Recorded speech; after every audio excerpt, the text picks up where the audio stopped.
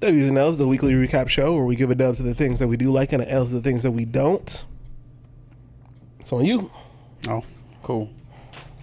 My one and only dub this week is going out to a rap group from Philly named Contra.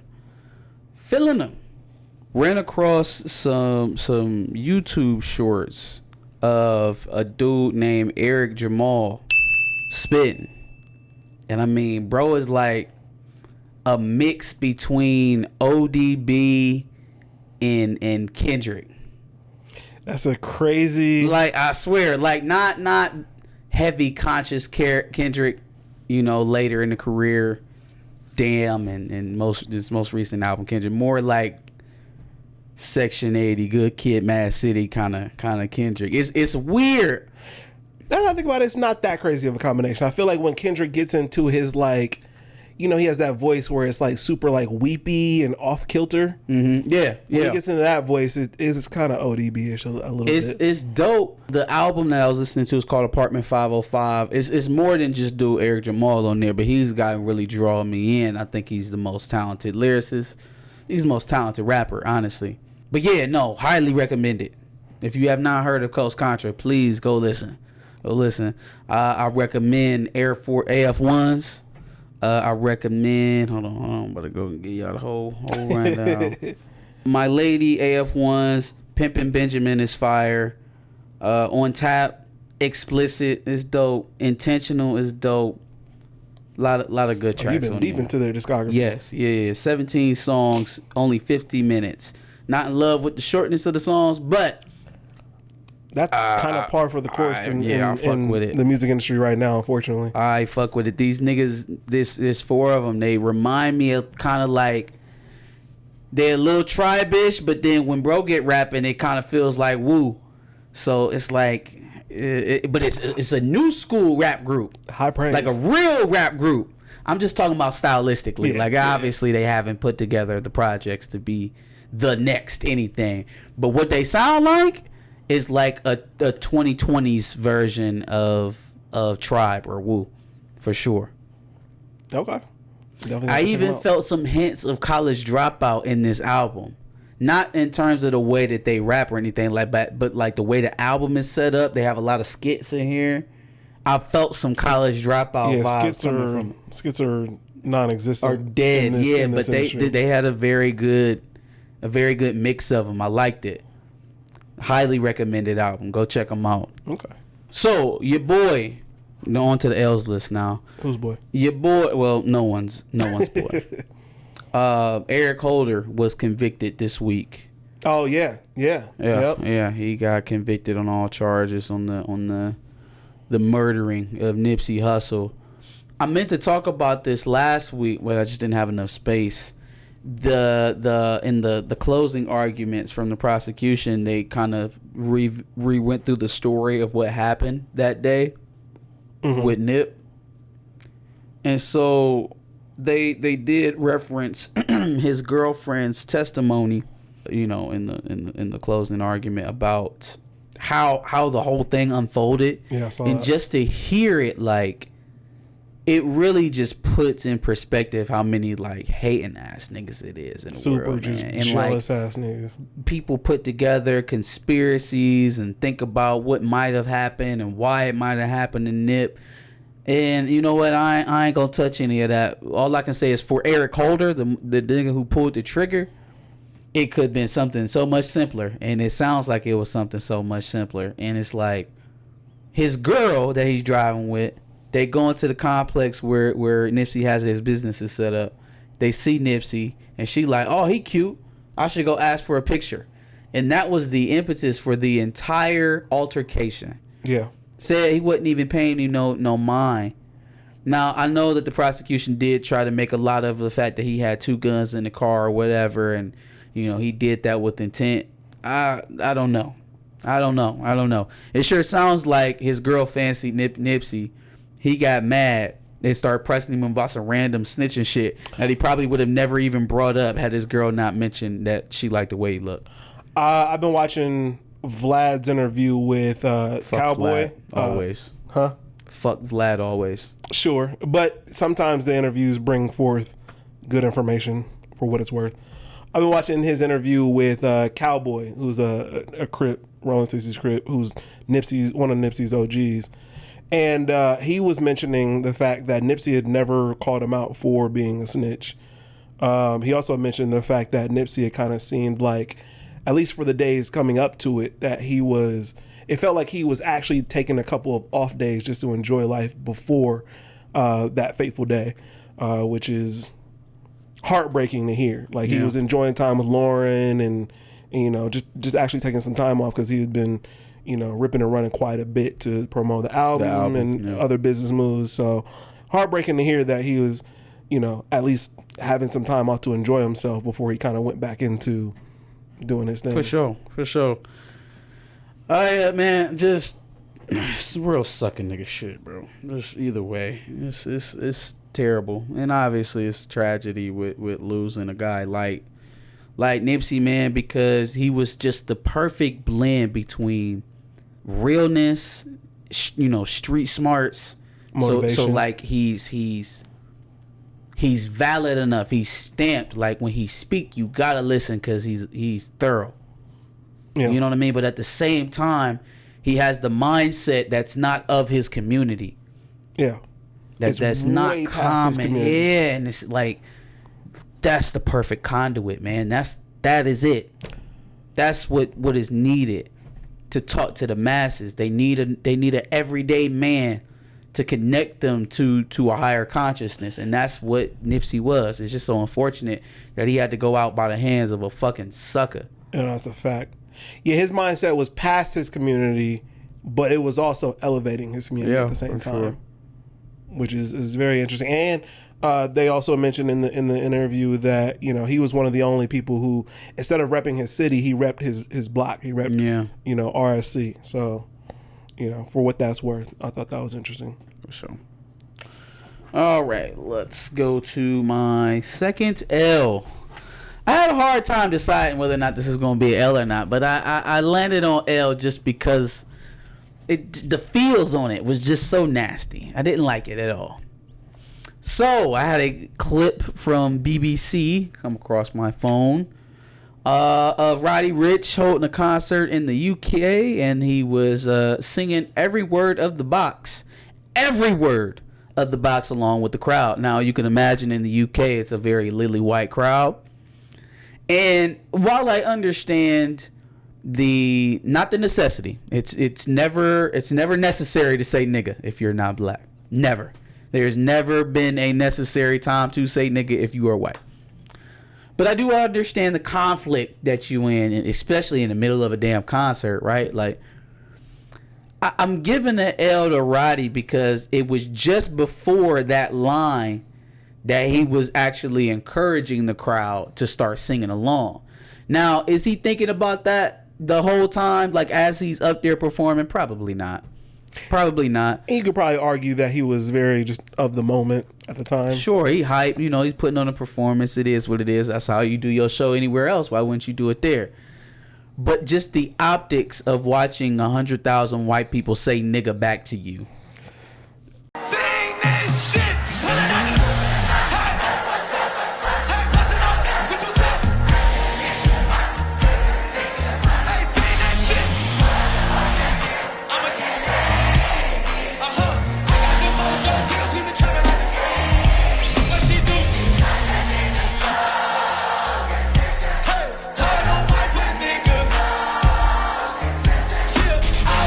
Boy. Ew. Nasty. Ew. Nasty as hell. Ew. We all lost for that. My only argument is that how do you stop a crowd of people from saying it? Maybe that's just not the point at which you be like, sing that shit. No, she sucked the nigga soul. Like, that's probably not the best time. It's not. That's probably the only thing that I could say to criticize him on. But it was just the setup of it did not feel great. Yeah, what do you do? I don't know. Or like when Kendrick had that situation where the white girl rapped, what was it, Mad City, I think?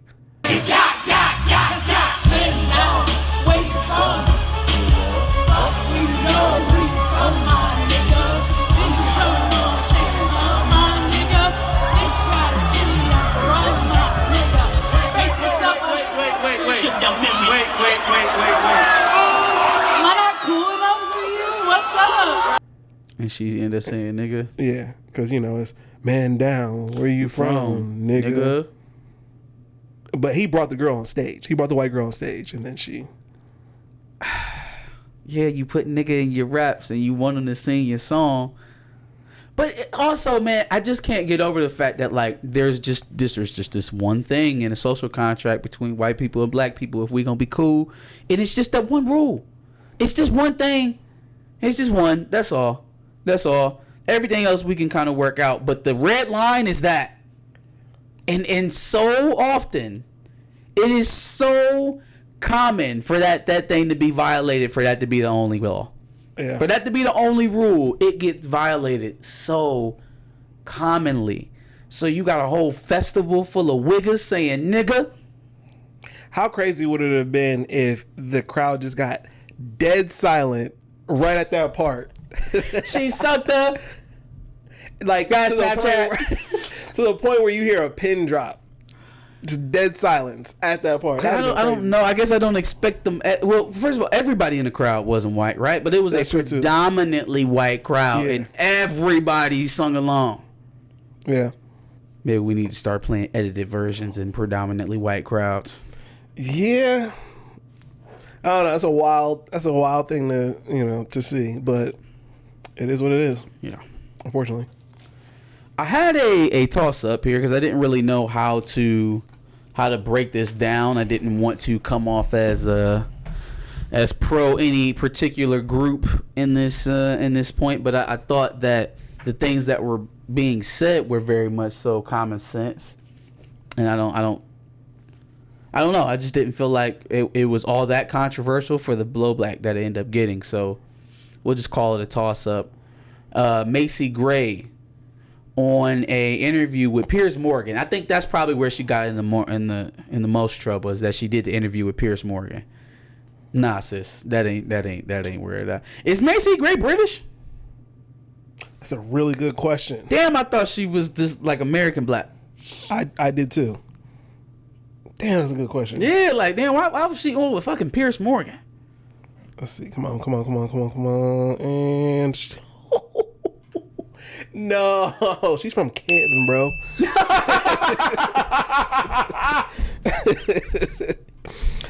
Oh, damn. Is Macy Gray British? She's from Canton, bro. Damn. Yo, shit. Yeah. Bro, you from fucking Canton. Why the fuck was you on with Piers Morgan?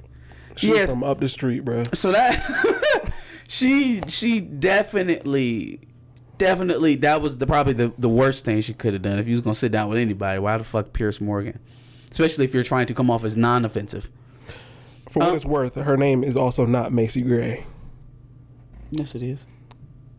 Her actual name is. Well, yeah, her legal name, sure. Her name is Natalie Renee McIntyre.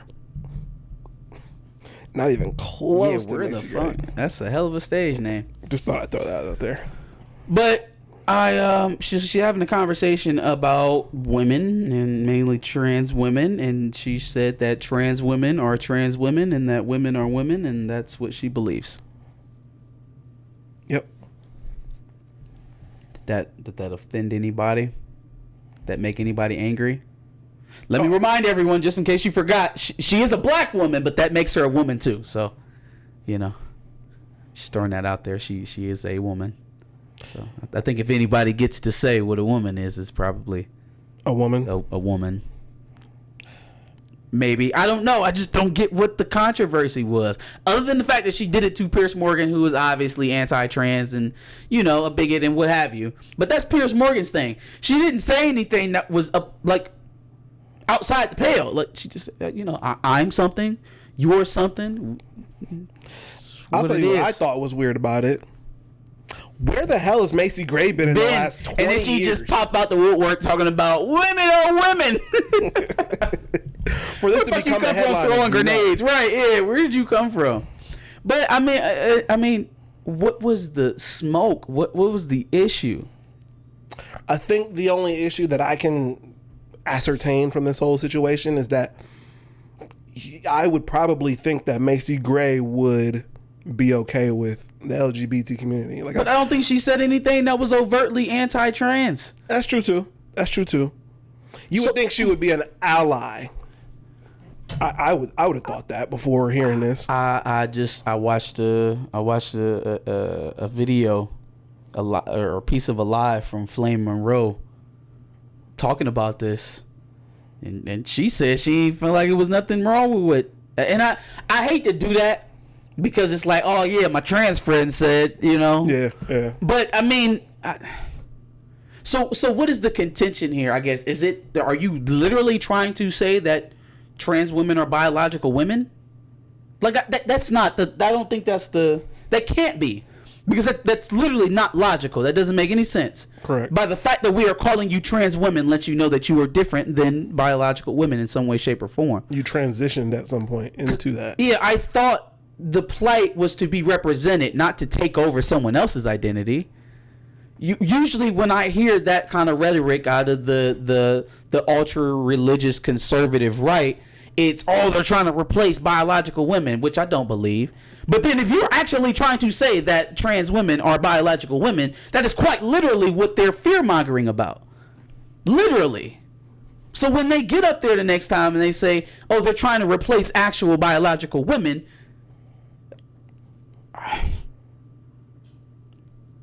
yeah, you can't be oppressed and oppressive. Well, well, I'll say this: there's only one group on the entire planet that's allowed to get away with that.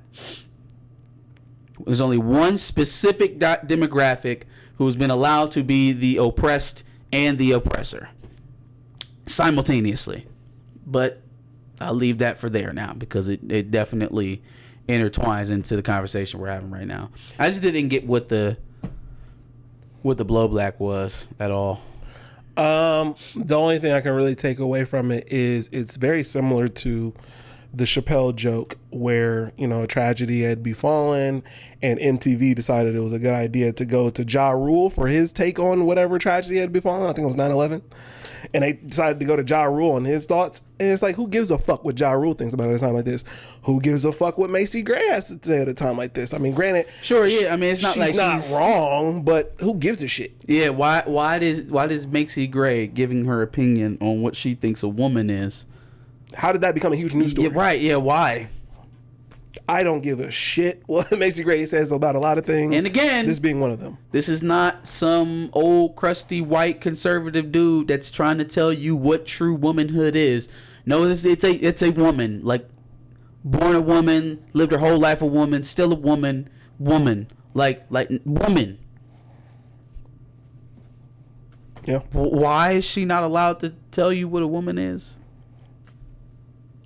I don't know. I got nothing. I don't know. Yep, that's into my list though. Cool. Let's start off with the dubs. So I want to give a dub to a movie that just recently came out. Minions: The Rise of Gru. Interestingly, we saw that. The only reason I really want to give it a dub is because it seems that they are capitalizing off of the internet and the whole internet meme culture. I don't know if you've seen, all the, I guess, TikToks of kids going in suits to go see Minions: The Rise of Gru. I shouldn't say kids. I should say teenagers, mostly male teenagers. Dressing up in suits. Why? In suits, because I guess, I don't know if it was on TikTok, but Minions, their profile had said, like, this is the proper dress attire to go see Minions. Get the fuck out. And so that started this huge wave of I keep saying kids, but probably 16, 17-year-old guys going to see Minions in suits. Minions is extremely popular for sure. And also in that, shout out to Pharrell, because he seems to have a deal with Illumination. Oh yeah, because his music pops up on all of those movies. Yeah, all of them, like everything from the Minions franchise, Despicable Me, The Grinch. The residuals must be crazy. Oh my God, he eating. Yeah, he is fucking eating off the movies. 1000%. But yeah, I just wanted to give a dub to them because they're capitalizing off of the same internet meme culture that Morbius thought it was going to capitalize off of the second time they dropped. Well, just somebody knows how to read analytics, someone doesn't. Yeah. Yep. Agreed. On to my second and last dub. I'm going to give a dub to J. Cole because J. Cole actually he went diamond with no role models. Okay. which is it makes him the first rapper to do so for a song without a music video. Which, why he No hasn't- Role Models doesn't have a music video. Nope. One time for my LA sisters. One time for my LA hoes. Not a legitimate one though. I think they have a couple of like fan made music videos, but not like one J. Cole went out and actually Wow. made. Yeah. What was that off of Forest Hills? Yep. I don't remember a music video for Forest Hills. Let's see, the singles were apparently Wet Dreams, No Role Models, and Love Yours. I do remember Wet Dreams being on the radio and No Role Models is on the radio. I'm saying I don't remember music videos for any of those. I don't think there was any music videos. Damn. And Now that's a classic album. for No Role Models to go diamond as a single, and then him to go Classic. platinum without any features, Yeah, it's been decided. triple platinum. It's been decided. It's never getting better than Forest Hills Drive. That's a fact. Never getting better than that. On the other side of things, I'm gonna go ahead and get in my L's. I'm gonna give an L's Drake. Oh boy. Very surprising that this has not come up on the timeline whatsoever at all. But Drake actually tied Kendrick's recent record of dropping 81 spots on the top 100. Oh really? Which actually- for his album For his single. Never mind. Yeah, it was for one of the singles. I what the think it album was called? for. Never mind. Honestly, never mind. Honestly, never mind. Yeah. It was from one of the songs from that album. And so it dropped 81 spots, and nobody's talking about that conveniently. But Well, you know everybody's why? talking Because about all the Kendrick. people that tried their damnness to prop that shit up, and then they ended up just leaving it alone. It was like, oh no, I support Drake. It's great. This music is great, and then they didn't end up going back to it and playing it at all in any time in the last 2 weeks since that album come out. Yeah, but it's interesting because Drake is your Billboard king. That's what he builds his legacy off of. And for him to have that same record as a stain on his career, because it was a stain on the career of Kendrick, there's no mention of it. Or people perceived it, at least when it happened, as a stain on his career. What album was that? What? This off of the newest album, newest Kendrick album you're talking about, where he dropped 81 spots, right? Yeah, well, no, the album is not what dropped. It was one of the singles. It was We Cry Together. Okay. Yeah. Yeah.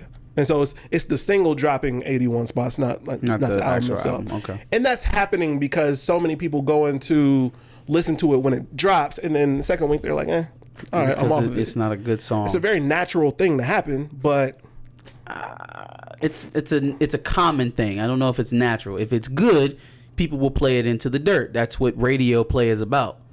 But some of these things that are becoming high on the charts are not singles themselves. They're charting high because it's streaming really well, right? So like We Cry Together got streamed really well because of the spectacle of the song itself, right? Not because it was a released single by Kendrick. You don't think streams and radios play are somehow They are coalesce? They do, but Kendrick did not release We Cry Together for radio play, right? It was not an actual single that he that's not what I released. mean. I mean in terms of how it so there, I guess what I'm suggesting is that there's a relation between how well it does streaming wise and how much you would have heard it on the radio. I think there's something symbiotic about that in that nature. Yeah, no. So if they would have released if it was going crazy on the streams, it's probably getting a lot of radio play. And conversely, whether it was made for that or not, and conversely, if it's not getting a lot of streams, you're probably not going to see it pop up on the radio all that much. But I think We Cry Together specifically got a shit ton of streams. It might have played on the radio for a little bit too, because you know what they're doing a lot now is streaming a lot of singles on the radio, period, at least for that first week that the album is coming out. Like I heard Lil Durk's whole album when it came out on the radio. They do that a lot on at least like the drop days. They'll go out and play the whole album, and then you'll never hear most of that album again. Yeah, but you'll hear the actual single that they put out. For sure. So that you know, that probably. So I don't think it's that natural for it to fall like that, because again, if it was a popular song like Waukesha, let's take Waukesha for example. Mm-hmm. Waukesha didn't drop no 81 spots in the second and third weeks after its premiere.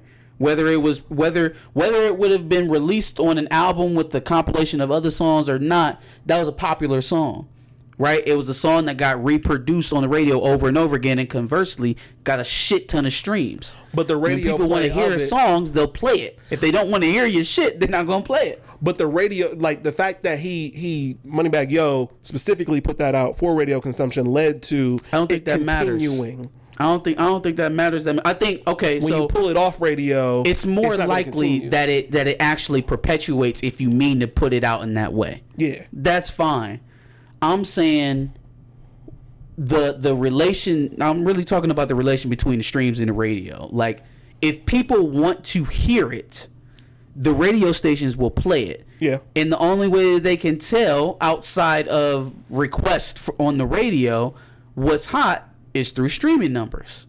So that's where and that's definitely a thing, because I think that's how, like, songs like, and I hate to bring this song up, but Mac Miller, Donald Trump, I remember that being a thing. Like, he wasn't even that big of a star yet, and then, you know, that was like his first big radio single. So I mean, that's definitely a thing, but at some point it's become not a thing as well. Like they will pull it off of radio. I don't know. Think about a song like what is that? What's the YG joint where he got Big Sean and 2 Chainz on there? Big Bang. Big Bang. Yeah, I don't think Big Bang was meant to be a radio song. All of a sudden, 2K pick it up. All of a sudden, now you can't not hear that shit on the radio when you get in the car. But I don't think that was necessarily a track that was meant to be a radio song. But it ended up being that because people played it to death. And I don't know if it's just maybe certain artists just feel like, all right, yeah, that's not going to be a radio single. Like we're gonna pull it off of radio, as opposed to, like, I feel like YG would almost be glad that song got so popular. Yeah, I'm gonna put it on radio to continue. Sure. I don't know. Maybe that's what it is. I don't exactly know the politics of how they decide what stays on radio or if they're going to pull something off of radio. I don't know. But it seems to be a thing with some artists. On to my last L. I'm going to give an L to the people who basically decided to try to cash in on DoorDash crashing this week. Apparently DoorDash on, I think it was Thursday. It was either Wednesday or Thursday. Something that happened to where pretty much everything on DoorDash for like a couple of hours was free. Damn. Which I completely missed it. But for good reason, because DoorDash came back and got their money back in blood. They said, no, I don't give a shit that it was glitching. Pay back everything that you ordered on DoorDash. Well, because the people put through orders during that time, obviously, right? Right, but I'm saying if it's free, then you didn't take a payment. So how did they get the money back? I think what happens is they put through a payment method, right? But it would come out as free, so no payment. So then you ended up getting charged. Essentially, they just went back and charged your shit. Yeah. Okay. And so a lot of people, apparently, I don't know how much I believe in what happened, but some people were putting up like, you know, hundreds and $1,000 tabs. No. I did see that though. People was buying lobsters and Casamigos and bottles, yeah, going crazy. Which you had to know at some point that DoorDash was going to do something to get that money back. Shit, I miss all the glitches when they was out there selling those. We used the free iPhones on Amazon. There was those massager bullet things, right? They had those going for free. But if you put through your payment method, you had to know, like, you approved a payment to go through to for them. $0. I wonder if they could sue. I'm not responsible for your mechanical malfunctions. I got on your app to purchase a product. Your app told me it was $0.00. That's your failure. If I go into a store, you have a product labeled $0.00. I'm taking it to the register and I'm expecting it to be free. But you authorized the transaction to go through for $0.00. I don't know. I'm trying to figure out it's like how I can go in there, buy something and say zero. So I was supposed to be a good Samaritan and simply not buy it because I realized it was glitching. I have no such responsibility. None. You have entire IT departments to stop shit like that from happening. You spend hundreds of thousands of dollars on security to keep stuff like that from happening. It is not my responsibility not to buy because your shit is glitching. I have no such responsibility as a consumer. So I'm actually struggling to figure out how they went back and charged them for all of this shit. Because it's like, I didn't glitch, you glitched. Eat the loss. Maybe there is a little bit of precedent, because I feel like if you went into an actual restaurant or a store and for whatever reason it didn't charge you for whatever transaction, I feel like a restaurant will still give you your food. If I come in here and I get my, you're right. So if I go into a restaurant and I eat my food and the waitress comes and hands me a bill for $0 and I get up and leave, you think they're going to be able to call the police on me? No. What are they going to be able to, I'm going to show him the receipt for $0.00. But here's another question. Morally, do you feel like you would still have to tip the waitress that? Oh, if I paid $0, and I would be a good tipper for that. If I paid $0, yeah. Catch me other times. It's kind of hit or miss. I feel like a lot of people were still giving those little small measly $2-3 tips. Now that's trash. Now if you order $200 worth of Casamigos and you ain't tipped the driver nothing, if you out here are ordering thousands of dollars worth of lobster dinners and couldn't tip the driver at least, that's kind of foul, because at least share that wealth. You're not paying nothing for it, so at least tip the driver. Yeah, pay them well. But no, I feel like a lot of people were like, oh no, I'm getting all this shit for free. Fuck a tip too. Right, yeah. Everything free. Not even the tip. Which is damn trash. That is trash. Like, at least tip the person for their service. Oh, you know what I mean? God. They didn't do nothing to you. Yeah, I'm not gonna be the proponent. I'm not the best tipper, but in that case, I would be. I would. I don't think you even have to be the best tipper in the world. Like, shit, tip them something. Yeah. I guarantee you there were some people who were like, no, I get all this shit for free.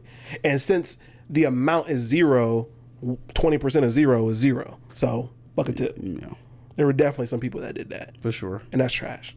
Tip. At least tip. Even if you're not the best tipper, tip. For sure. Any other dubs, L's, thoughts? I do not, man. Give us your thoughts and your dubs and nails in the comments below. Tell us what you thought about ours. Make sure you like and subscribe, and also come back next Wednesday for a brand new dubs and nails segment. And make sure you check out our playlist full of dubs and L's, kind of catch up on what we talked about in previous weeks. And like he said, make sure you subscribe, because we like to do this every Wednesday at 10 o'clock.